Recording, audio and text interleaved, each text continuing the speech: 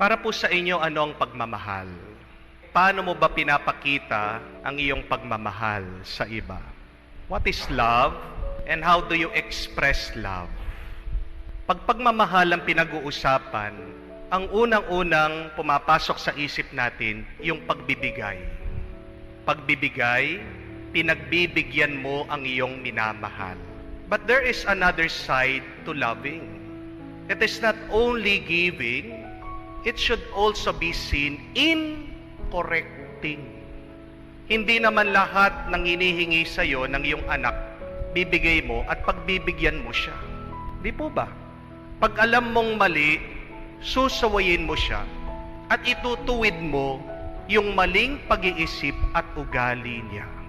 Love is giving, but love is also seen in correcting. But here comes the problem. Nobody likes being corrected.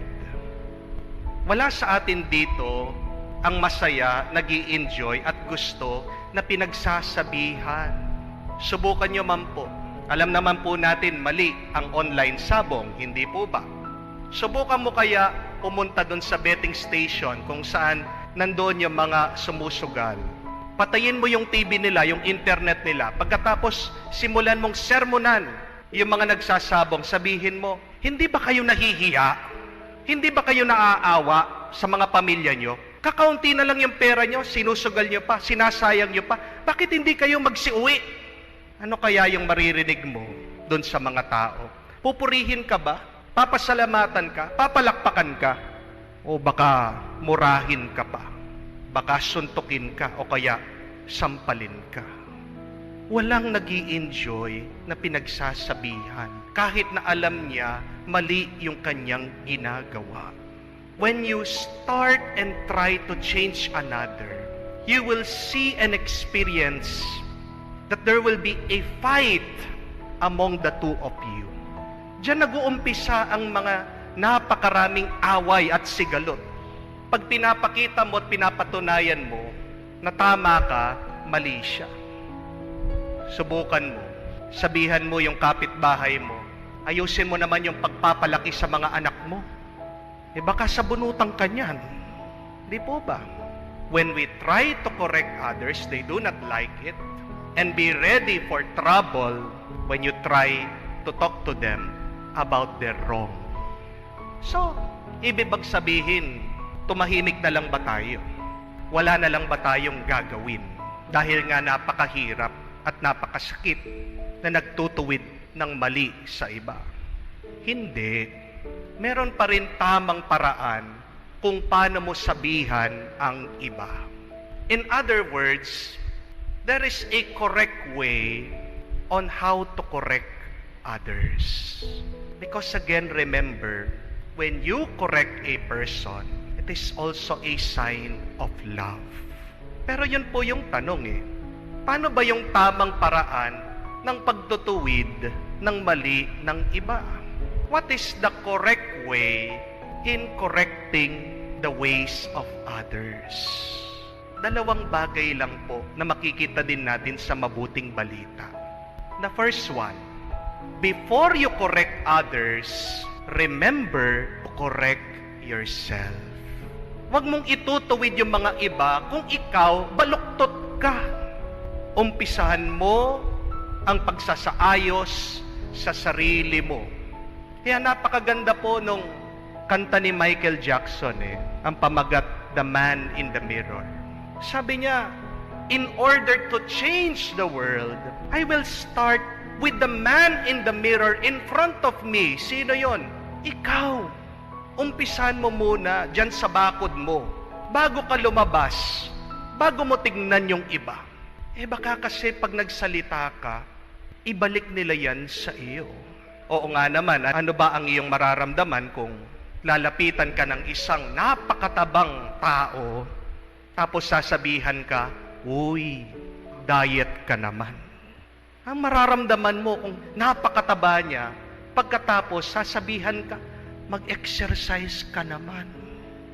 Siguro, mapapataas ang iyong kilay at titignan mo siya. Ang sasabihin mo, look who's talking. Paano ka maniniwala sa sinasabi ng iba kung hindi naman nila ginagawa, ina-apply sa kanilang sarili. Pero kung uumpisahan mo ang kabutihan sa iyo, kung uumpisahan mo, ayusin mo ang buhay mo, kahit hindi ka magsalita, mapapansin yan ng iba. At sila mismo lalapit sa iyo at magtatanong, ano ba ang ginagawa mo? Gusto kong maging kamukha mo.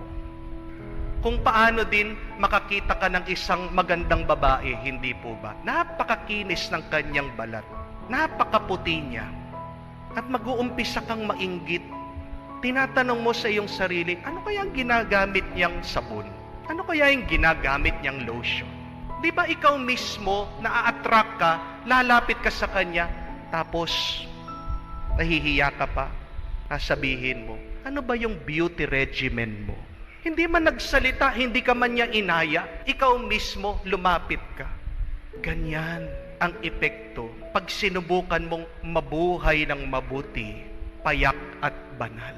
Kung paano din ang buhay ng mga santo, nakapag-inspire ng ibang tao para sila ay magbago.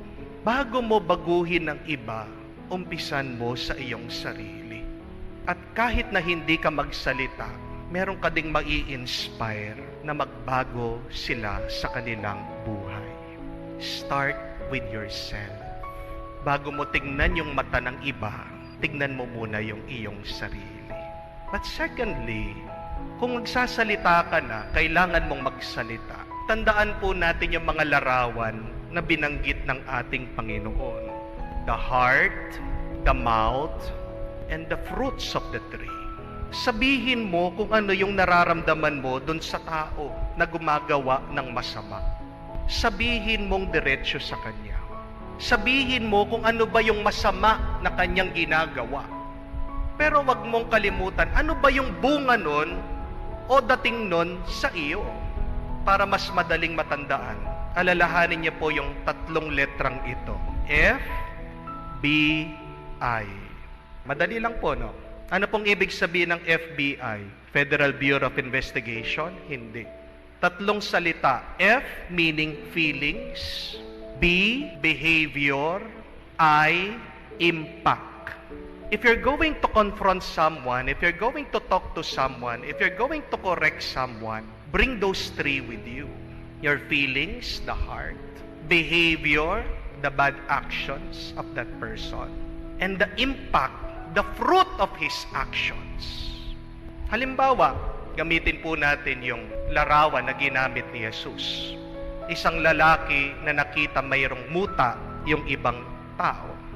Pwede niya sabihin, kapatid, nalulungkot ako, feelings. Pag nakikita kita, lumalakad ka, lumalabas ka, may muta ka sa iyong mata, behavior. Kasi bilang kapatid mo, kala ng mga tao, pabaya ako sa iyo. Impact. Nagmumukha akong walang kwentang kuya sa iyo. Nasasaktan ako, lumalabas ka na napakarungis mo dahil nagre-reflect ito sa akin na wala akong pakialam sa iyo. Pero ang totoo, mahal kita. Kaya nga, please lang, sana pabayaan mong linisin ko yung mukha mo. Madalas kasi ang problema po sa atin, we only say 1 or 2 of those elements. Palagi yung feelings natin eh. Nagagalit ako sa'yo! Nalulungkot ako, Father. Pagtatanungin mo naman sila, bakit? Basta't po, basta't. Paano maiintindihan ng asawa niya o ng anak niya o kahit sino pa man? Yung kanyang nararamdaman, kulang yung kanya sinasabi. Mas maganda sana kung sabihin niya sa kanyang asawa, nalulungkot ako kasi nakikita kita, meron kang ka-text, agad nagtatago ka, ayaw mong ipakita sa akin, meron kang ka-video chat, lumilitaw na hindi mo ko pinagkakatiwalaan. Di ba pag mahal mong isang tao, open dapat kayo sa bawat isa. Nandun yung feelings, nandun yung behavior, nandun yung impact. Nagiging walang kwenta na ako sa'yo, hindi mo na ako mahal dahil meron ka ng tinatago. Impact, bunga. Kung ganyan tayo mag-usap, di ba mas mabilis, mas maiintindihan ng bawat isa. Maaayos yung problema. Nga napakaganda nga po nung narinig kong sabi niya, the recipe of a happy relationship is a pinch of kindness, a spoonful of patience, loads and loads of communication, and a cup of love. Pinakamarami dapat laman ng ating ugnayan ay ang pag-uusap. When we fail to communicate and to communicate properly, we fail also to love. The foundation of love is giving, but it is also correcting. How do you correct? Start with yourself. How do you correct? Say it properly. Your feelings, their bad behavior, the fruits of their bad behavior, their impact to you. But all of this would work if we have the Holy Spirit, the grace of God.